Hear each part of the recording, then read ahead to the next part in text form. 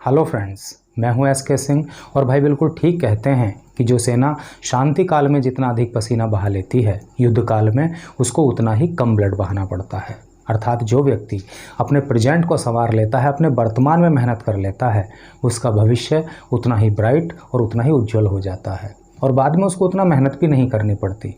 आज की कहानी इसी टॉपिक पर आधारित है। अगर कहानी आपको पसंद आए तो वीडियो को लाइक और चैनल को सब्सक्राइब कर देना। तो चलिए शुरू करते हैं। आज की कहानी एक ऐसे राज्य की कहानी है जहाँ पर एक अजीब सी परंपरा थी। और परंपरा ये थी कि जब वहाँ के राजा का शासनकाल पूरा हो जाया करता था तो वहाँ के राजा को एक ऐसे आइलैंड पर भेज दिया जाता था जहाँ पर केवल घने जंगल थे, खूंखार जंगली जानवर थे, खाने के लिए कुछ नहीं था, पीने के लिए अगर कुछ था तो सिर्फ समुद्र का खारा पानी। अब वहाँ पर पहुँचने के बाद 2-4 दिन में या तो राजा भूख प्यास से मर जाता था या फिर जंगली जानवर उसको अपना शिकार बना लेते थे। इसलिए एक दौर ऐसा भी आया कि कोई व्यक्ति उस राज्य का राजा बनने के लिए भी तैयार नहीं था, क्योंकि सबको पता था कि शासनकाल पूरा होने के बाद क्या हश्र होता है। अब बड़ी तलाश करने के बाद एक व्यक्ति ने कहा कि चलो ठीक है, मैं राजा बनने को तैयार हूँ। लेकिन उस व्यक्ति के घर वालों ने टांग अड़ा दी। वो कहने लगे कि नहीं नहीं, राजा वाजा मत बनो, जैसी भी अपनी दाल रोटी चल रही है ठीक है, क्योंकि अभी तो राजा बन जाओगे लेकिन 5 साल के बाद तुम्हें भी उसी आइलैंड पर भेज दिया जाएगा और तुम भी मौत के मुंह में समा जाओगे। लेकिन उस व्यक्ति ने किसी की नहीं सुनी और वो उस राज्य का राजा बन गया। लेकिन इस व्यक्ति के शासन करने का जो तरीका था वो दूसरे राजाओं से अलग था।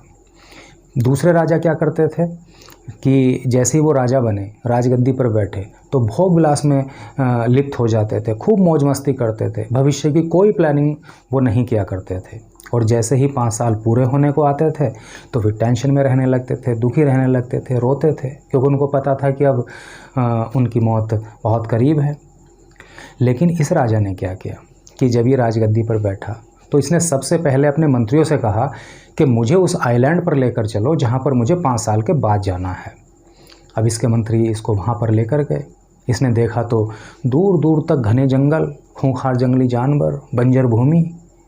वापस आ गया और जिस जगह का ये राजा था वहाँ पर इसने बहुत सारे विकास के कार्य किए, लोगों का दिल जीत लिया।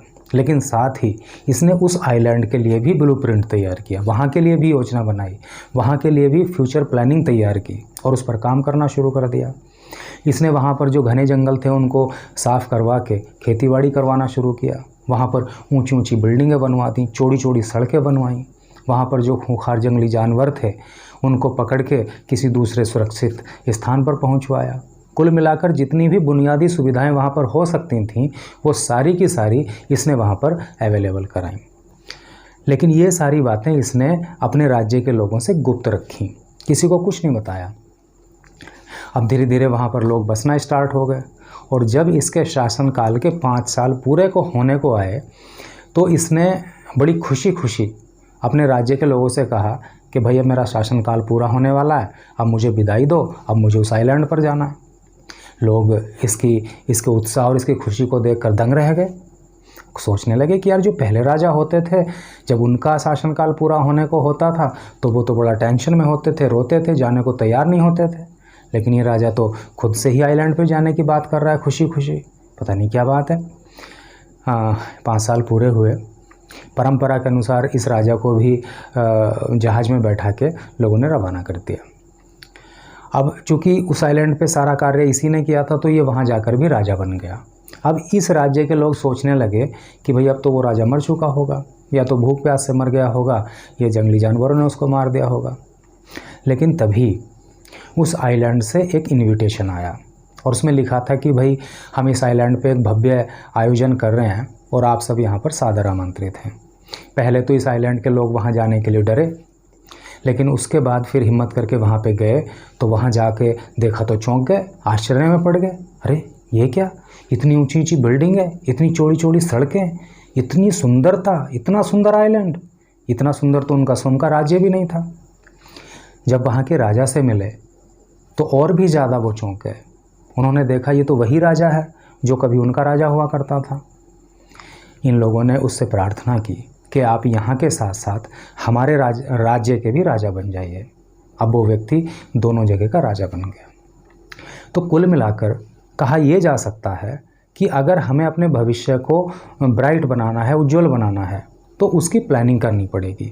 फ्यूचर प्लानिंग करके वर्तमान में कस के मेहनत करनी होगी।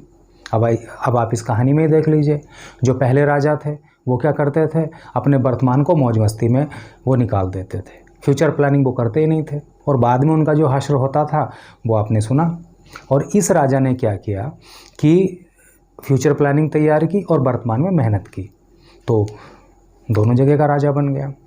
तो अल्टीमेटली हम ये कह सकते हैं कि भाई वर्तमान में कस के मेहनत करना और भविष्य के लिए ब्लूप्रिंट तैयार करना, भविष्य के लिए योजना बनाना, ये एक ऐसा फार्मूला है जो व्यक्ति को जीवन में सफलता दिलाता है।